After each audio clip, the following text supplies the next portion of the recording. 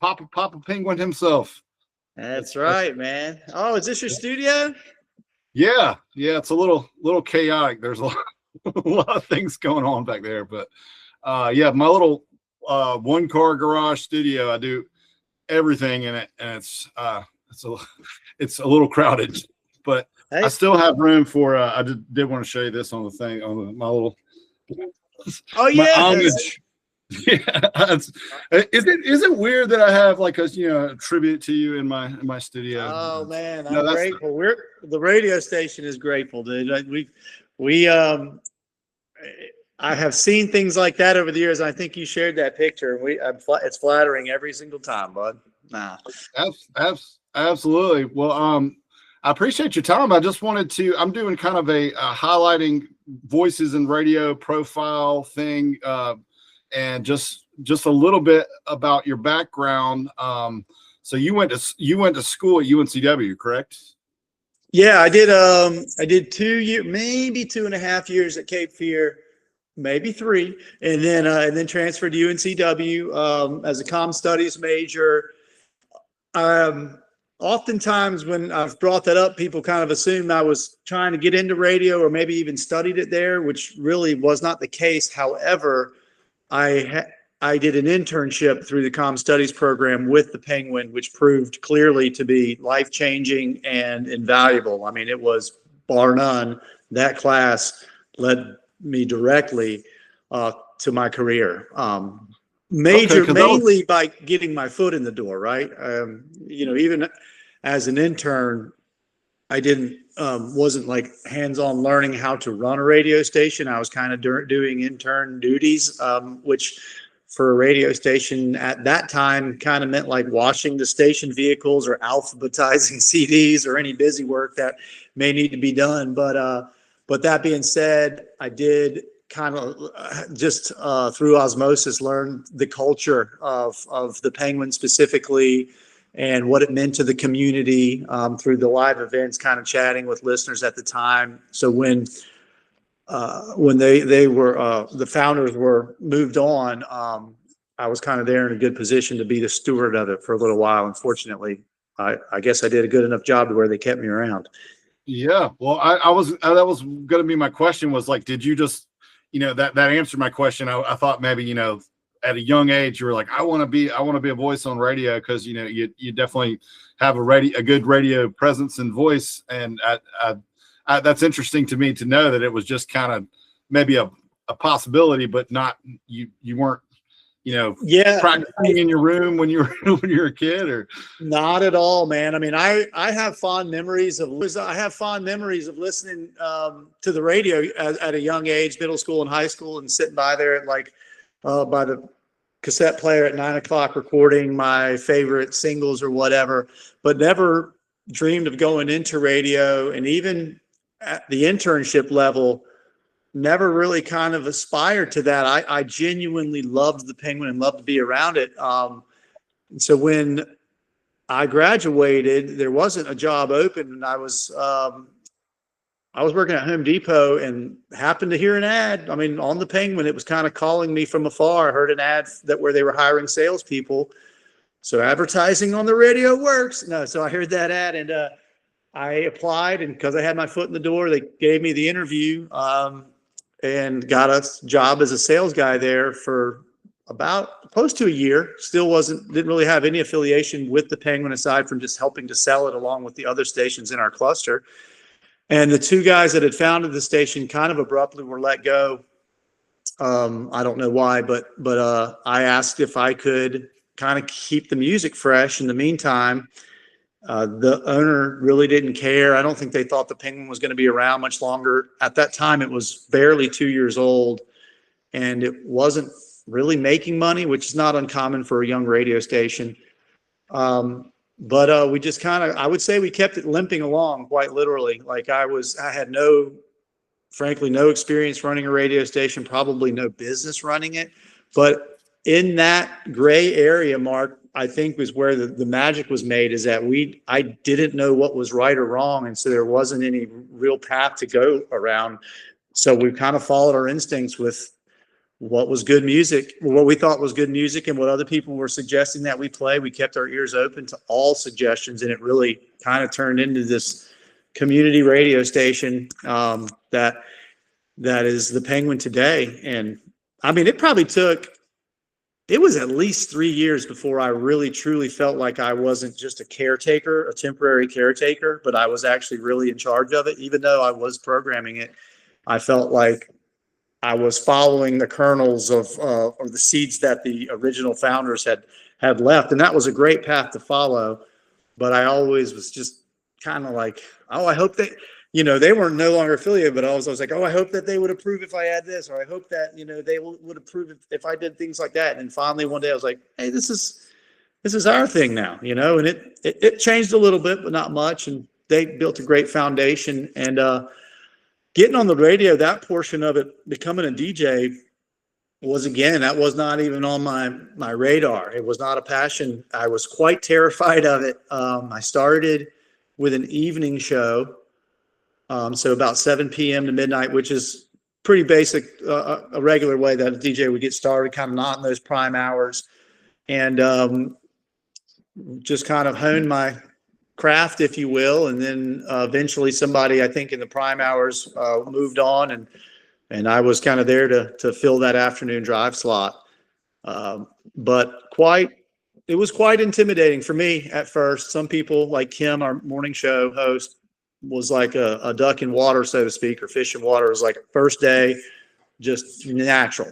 I really had to work at it. And the best piece of advice I got was just to pretend, I guess, that you're on a phone call with someone, or Zoom didn't exist then, but just like you're talking to one person individually. You're not speaking to 5,000 people at a time. It's a very personal medium. So reference you, because most people are listening to the radio oftentimes by themselves, even though it's collectively thousands of people. And that really resonated with me. Like, okay, I could get that out of my mind, that I'm not talking to a room full of people, that it's just me and my friend. And I would genuinely visualize speaking to my parents or my buddy, and that calmed my nerves and helped out. And that's I think that's an old trick of the trade that someone had told me. I'm sure it's been relayed to DJs over the years. That's the best way to kind of, I guess, that first hurdle. That's some great advice for people, people who are trying to overcome that. That was kind of one of the things I wanted to ask you, just for young people wanting to, you explained about how it what didn't really come into it, going, you were filling any job, doing, well, you wear a lot of hats and fill a lot of things. I know you do so many things, but I guess like, somebody who's in journalism and just trying to get started, that's a great piece of advice. What about I know that radio is very limited as far as like, there's only so many radio stations, there's only so many, time slots. So do you have any advice for somebody who is just, I really want to do this in this town, maybe a compromise, or, something you could start out doing with, at home, or any kind of advice like that? It feels like, yeah, there is really, it's a limited number, and it feels like the opportunities get smaller and smaller every day. Some of which might just be because the formats, aren't expanding. I mean, there are quite literally only so many radio stations that you can have on the bandwidth in a city, that the FCC will license. But technology has allowed voice tracking to come about, which is basically just pre-recording. So sometimes people can be out of market and pre-record multiple markets. So there are a lot of local opportunities that have kind of disappeared, which makes the job opportunity pool a little smaller. But what I've always, when we have hired DJs, the thing that is most helpful is being able to listen to that person, through air checks. So maybe from a previous radio show. But, if someone doesn't have that opportunity or experience, it's like, well, how do I get to that? So I would say, clearly there's recording equipment available like never before. It doesn't have to be the greatest sound equipment to get the idea across that someone can be warm and inviting. So putting together like an audio reel even if you're just kind of pretending that you're on the radio, whether it's, modeling after somebody that you feel like does a great radio show. So something like that, would be a good way to get a program director's attention should there be a job opening. I've always, because of my experience, and I have been fortunate enough to have gotten a job early out of college, and I really haven't changed jobs, but I do recall very clearly that just being willing to kind of take I know this isn't a luxury for everyone, but any position to get your foot in the door, if so long as you feel like there's an opportunity for growth at that organization, that to me was like, well, it would have been the overnight shift. If that would have been it, like, yeah, you can have a chance on the Penguin, but you're working from midnight to 6 a.m. I would say I'll do it for free, because I knew that there would become a time where I could make myself invaluable, and if given that chance. So, radio stations, they rarely pay DJs to have overnight shifts, or even want them these days, just because the way the listening habits have changed. But I guess that would be my two pieces of advice, being willing to really just work for it. And the other part of that is being a radio DJ is not, ain't going to get you rich. And that's okay. but Well, that's you. Luckily, you have figured out ways to supplement what you're doing, running, and with organizing concerts. And I was seeing that. Of course, I had AI. Like what should I ask? But aside from other questions that they were like, a lot of people were saying that they credit you for changing the music scene, and I know you don't take full credit for that by any means, but you were a huge factor in what was becoming a very stagnant music scene, and the development that's happened and the things that you have put in place have been so critical for that. Was there a point that you like where you were like, oh my God, this is what's this is I've done it, or, like that you could share, like kind of a moment, like. Well, there was kind of two, I guess. The first one, it was the Penguins' 5th birthday, so that would have been in 2008. It was approaching the Penguins' 5th birthday, and a guy named Philip, who was a big fan and friends of Tiff Merritt, who was having a big moment, and she had spent time in Carolina Beach, and we had history with her playing on the Penguin. He was like, look, she wants to do a show in Wilmington, and the city has renovated this venue, Greenfield Lake Amphitheater. And I credit him with so much of this, because it wasn't, I was like, yeah, we would love to do a birthday party, but he really truly kind of figured out and put down the skeleton offer of like how to put an offer in for a band. And knew Tiff, and we kind of worked out what those details looked like. And so we produced our first show at Greenfield Lake Amphitheater under the kind of production banner of the Penguins' 5th birthday.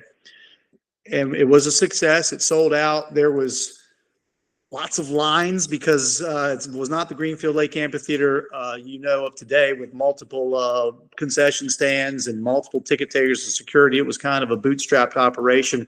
So we did that, and that got I wasn't by any means like, oh, we've got the tool to change the music scene, but that was kind of the genesis of it. And so I think a few months later, we did another show, Todd Snyder. And what I realized between those two shows, which is, I have this radio station that we can market the shows and expose the more of the artist's catalog than just a basic single, but really let the listener and fan base into what these artists have to offer than just one single. So we approached it that way.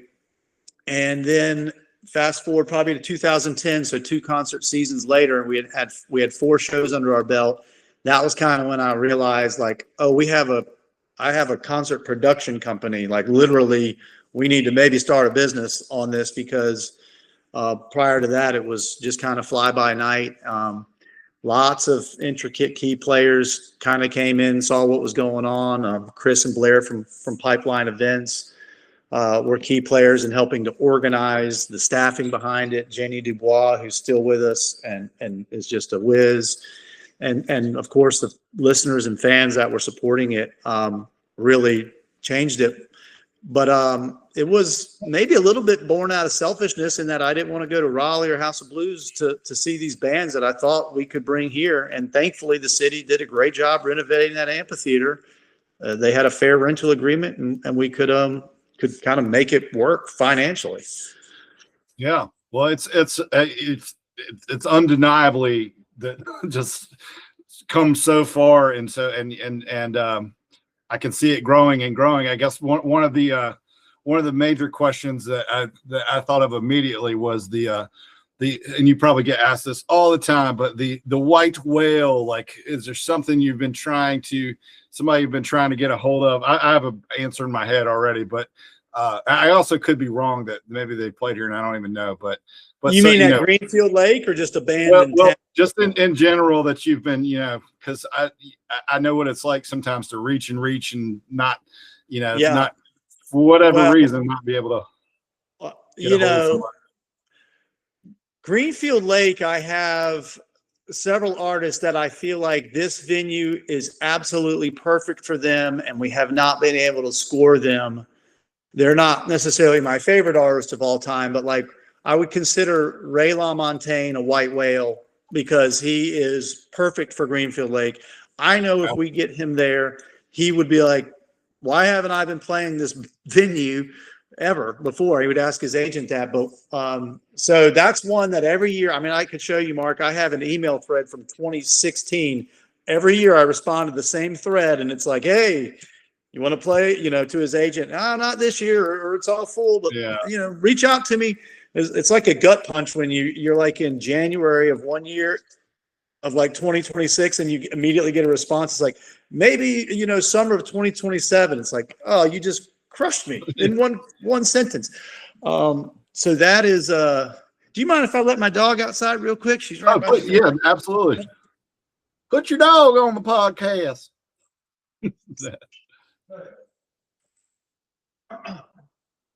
Then, I'm a big Panic fan, but we've had them to town at Live Oak, so that's kind of was a big bucket list item to have finally scored them. We were successful in getting the Azalea Fest years ago, but that kind of still wasn't the same as having them with some intimate, their 2-set standard show. So that's kind of the two that come to mind. What were you going? What do you think? Billy Strange. Oh yeah. I mean that's like, I mean, he's one of those ones too. He's a fisher. A fisherman, and like, it's like I picture him being all over it. And when it happens, and maybe you have a really good game face, and maybe you've already booked him, and you're just not.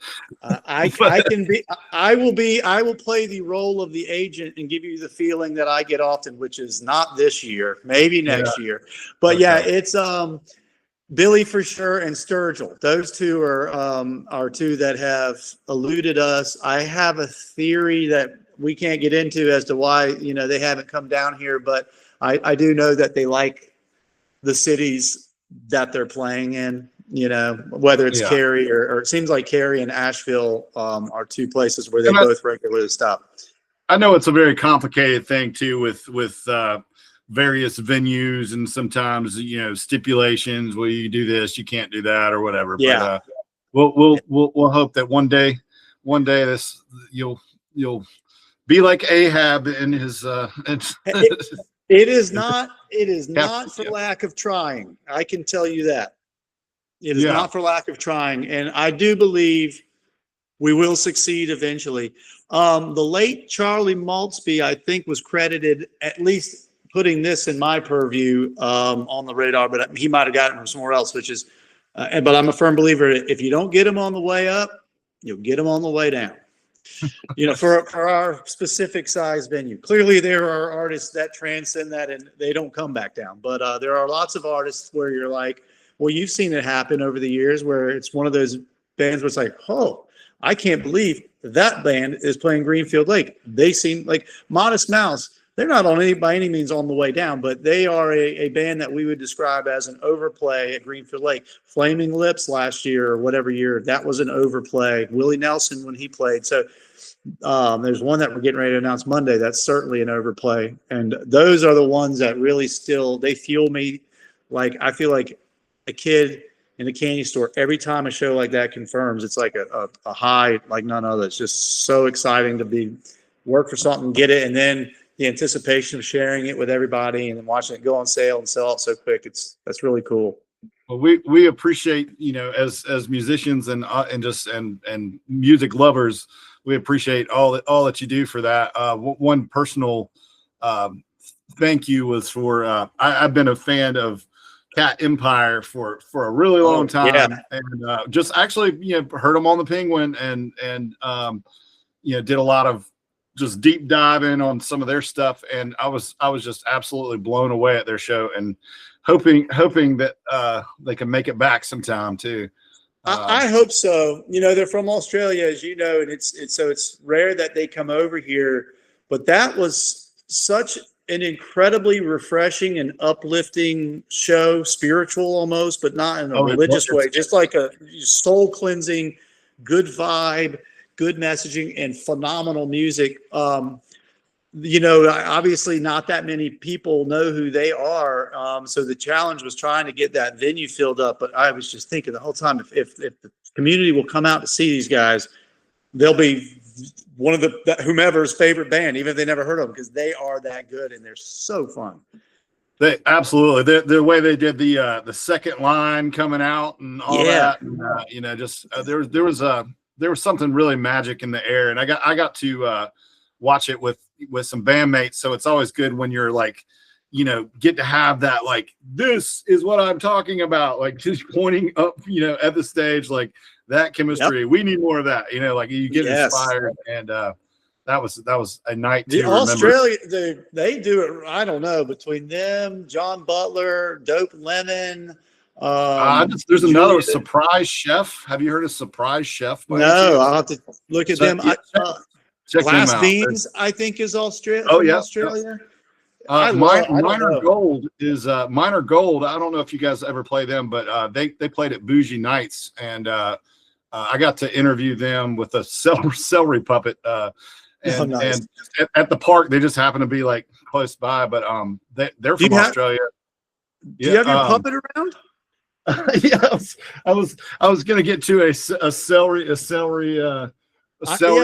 chat here. Let me do a lightning round with I want to see what the vegetable has to ask. Yeah, absolutely. Yeah, this is and now we're at, so I gotta get the puppet stage hooked back up. This is Celery Sal here. Wondering, we're here with Beau Gunn, asking him, do you like celery? Yes. I love celery, Sal. All right. Well, celery sales are going to go up. We got the Beau Gunn bump on the celery sales. Do you have any celery advertisers on the Penguin right now? Do you have any celery commercials? Well, we sell commercials, if that counts, but we don't have any celery commercials. I was wondering, I've wanted to ask a piece of celery this. Is it offensive when people take a delicious, healthy piece of celery and dip it in ranch, blue cheese, or peanut butter? Is there a... Well, it's not offensive, but it is, it is, how do I explain this? It's unnecessary. Celery has got everything. It's unnecessary and unnecessary, as I like to say. Yeah, because you don't get the full crunch, and I think you're the first guest who's ever said, I have a question for the celery man right off the bat. Usually, you were waiting on that. I have had that. It's been keeping me up at night for years, Sal, and I have wanted to ask you, but I've never had the opportunity.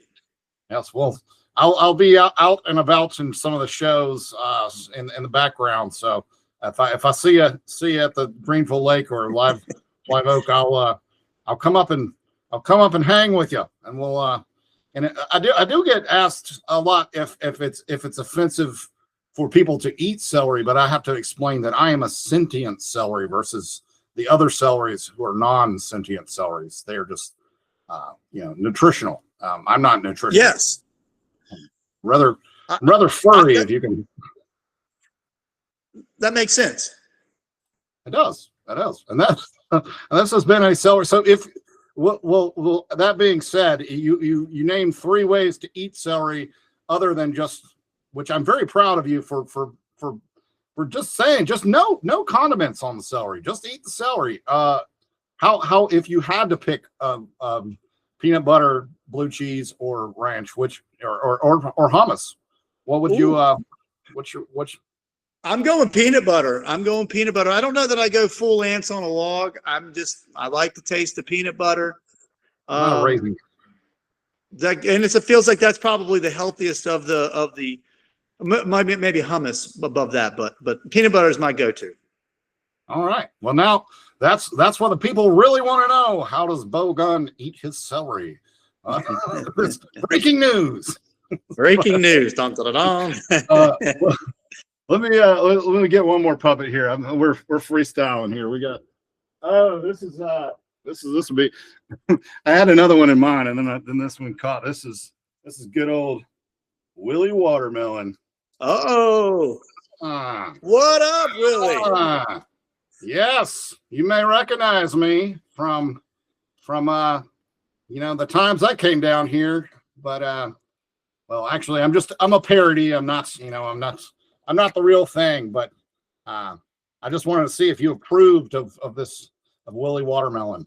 Yes, I approve beyond. Willie Watermelon needs to definitely make a cameo at Greenfield Lake this year. Your complexion matches the venue, and we would love to have you. I feel like you need to announce a show. Well, let me do a quick little song for you. Maybe you can play this one on the air.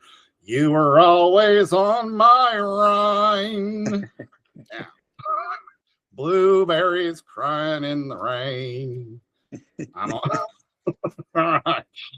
We tried to I'm getting out of character. We tried to sneak we had a Willie Watermelon song, and we tried to sneak something to Willie on the bus one time, hand him a Broccoli Brothers CD, because we were like, he's got to know about the and then I saw I was playing at the Oceanic, and this guy, I was playing Carolina by Lucas Nelson, and this guy comes up and was like, man, I'm actually really good friends with Lucas Nelson. And he was like, I just sent him a video of you playing that song, and he sent me a screenshot of him, and be like, oh, cool, tell that dude I said hello. It was a cool little and I was like, can you tell him I also made a puppet of him and his dad? Yeah, because I've got a Cucus Nelson too as well. But I think Freaker made some Willie socks. I can't remember the theme of them, but I did give the band the Freaker socks. And in the moment, I started to second guess myself after I handed them to him. I was like, I hope this was okay. He did not seem offended by any means, but right. I was still kind of like, Well, that's why I've also thought that too. It's like, it's parroting in the most nicest way possible, because we love Willie. That's for sure, and Lucas, and that's something that I've told people, the story of basically you booking Lucas Nelson into these tiny little venues in the beginning, and just kind of blew their mind, because I'm like, I can't think of a better way for somebody to cut their chops than to not use their father's fame. And I just always think that's like a cool music inspirational story that, and that you knew about it so ahead of time, what a talented artist. Yeah. I was at a radio convention in Boulder. So it would be like a showcase where kind of the labels would book their, some of their up and coming artists, and then all the program directors for our particular format, which is titled AAA, would kind of get together, and he performed at it. And they did not announce him as Willie's son or anything like that, of course, but it was clearly just vocally almost undeniable at the time. He was much younger then. It was probably, I don't even know when it was, maybe 2014 or 15. and was like, oh my God, we've got to get him to town. So we put him at the Whiskey. And I remember me and Andrew Brothers like discussing, is $5 reasonable or is $7 going to be too expensive of a ticket? It was just kind of comical, whatever it was at the time. Well, we were worried about might scare people away. And whatever it was, of course, it sold out and they put on a heck of a show. And that's kind of how our friendship and his affinity for our town kind of came to be. But man, he is a phenomenal artist. I do know that it's always been very important to him. You can hear it in some of his songs, clearly in his songs, that he wants to blaze his own path. But it's also an undeniable. But he loves his dad. He doesn't want to denounce him. He doesn't want to avoid being his son. But it's kind of a blessing and a curse, I get the sense, because people could tend to write you off immediately before they ever hear you as just, oh, Willie's son, oh, he's riding coattails, like not knowing that full journey of schlepping it in the 100 cap rooms in a van with your buddies. So he truly, I feel, has earned his way in the music business. I know he's worked his butt off. I'm sure being Willie's son opens up doors, but it also kind of can be a hurdle, I think, to being taken seriously. I've watched him, feels like, kind of struggle with that a little bit. Yeah. Who he is and how do you get out from under such a massive shadow? Absolutely. Well, one of the kindest guys too, just the what you guys put on for the Port City after the hurricane relief and all that stuff. Just, I mean, he won over, lots of hearts then, because I mean, he is a very giving guy. He's got the key to the city, right? Is it? He has the key to the city. We don't know what doors they open, but he has. I was going to say, I'm always like, could Lucas Nelson big break key. into my house right now? Yeah. Should I be worried about that? But a lot of ladies wouldn't be worried about that. That is true. That is true. They're hoping the key opens the door. I wanted to bring up just the return of Encore. Yes, how absolutely. Freaking cool is this? It is, and it's becoming a little bit of everything, and I'm watching it, progress and see what I love that it works so well with all the things in town that are going on too, and like that media is not a competition. I love seeing how the different worlds collide, because it's print media, it's something different. Obviously, it's online as well, but like there's so much of a connection too with obviously with Shay over at Port City Daily, and the just the world of journalism, and really trying to. This is my first foray into journalism, and I'm learning so much. And Shannon has been a great mentor for me, like to show me kind of better ways to do things, and then I'm also doing it in tandem with a lot of things that I'm already doing. So I just can't wait for they're doing a party in April coming up for the second issue coming out. And I saw the first issue the other day. I was delighted. I can't remember where I was, but I was delighted to see it, and just brought back such good memories flipping through it. And then of course, just, refamiliarizing myself with it. I'm so happy that it's back. Happy for Shannon and the whole team that I mean, the community needs it. It benefits from it. And I'm just thrilled because it obviously went away pretty quickly, as a lot of things did. It was kind of a perfect storm for not being able to exist when COVID happened, given the, fact that it was reliant on free public places and they were all shut down. A lot of advertisers were restaurants and bars. They were shut down. It was, so it kind of was a perfect storm for that business model, but what a great time for them to be coming back. So I hope the community. Yeah, I think it's a perfect storm for reemergence, because we really need the community, and that was the thing when I first met with Shannon. I just the community aspect of it brings so much to the table for me, and fills a void that I need, and I a lot of times I suffer from depression, so I sometimes really need like a community focused thing to kind of bring me back to where I need to be. So like, it's just something I can gravitate towards, and really helps me through the process of, and it just, I see so many like-minded community people too, that I get to share this like yourself, just being able to reach out and have a conversation. And that's what I think we really just want, a conversation to keep happening, because people are on social media. You see the division, and look at the comment section and people, and it's like, if you can get conversation versus like one-sided, just people making assumptions about other people and that stuff. So we're trying to get a lot of that civic engagement aspect going, and that's not my specialty, but Shannon is just constantly working on that stuff and going to meetings. And there's actually we're going down to have you heard of Creative Mornings by any chance? No.